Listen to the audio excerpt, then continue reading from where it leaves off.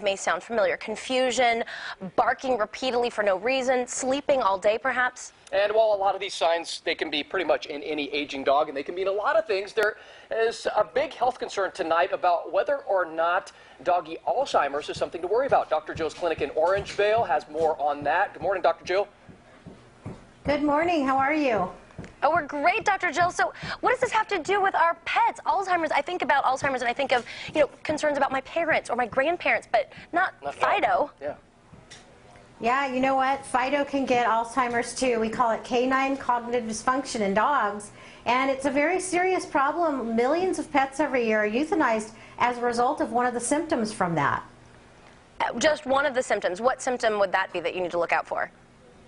Well, a lot of people complain when their older pet gets older, she or he starts urinating in the house. And a lot of times they actually forget where they need to go. They forget where the door is, or their vision gets a little worse, or their hearing gets worse, and they actually forget where they're supposed to be going. Okay, and we know that there can be kind of a big, broad range when it comes to Alzheimer's disease in humans, but when you're talking about a dog, I mean, what age could it potentially hit at? What should you be looking for?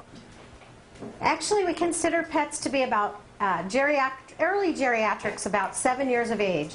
But we've documented it as early as 8 years of age in our dogs and cats. And so that's something, start looking for little symptoms. Forgetting to use the litter box, or cats especially will vocalize at night. Dogs will forget where they are at night and they'll walk around and pace. So, all those little things can actually be a symptom of doggy Alzheimer's. And Dr. Jyl, maybe we can pan down and show who's making all that ruckus. I can hear the tail wagging. I can hear the paws on the floor. Oh, yes, there's our little doggy model this morning. Dr. Jyl, what can we do if we do notice some of these signs in our family pet? Right. Well, these guys are older here. This is Rudder. He's about 8 years old. He certainly hasn't forgotten where the food bowl is. No, but that's a big issue.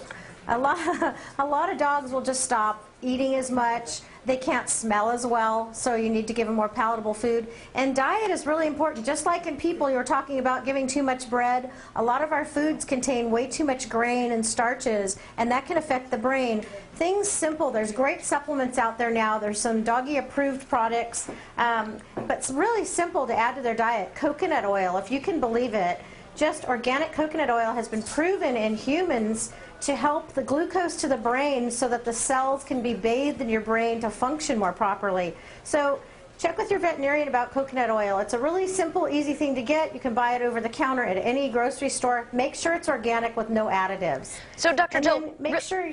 Oh, sorry, really the best thing to do for your pets is preventative care, is what you're telling us.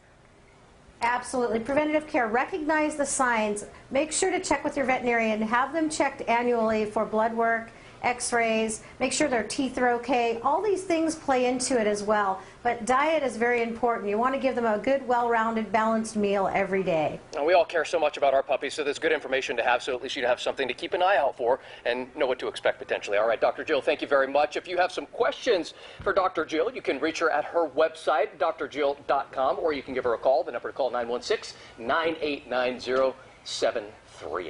And joining us now on the Big Red Couch, we have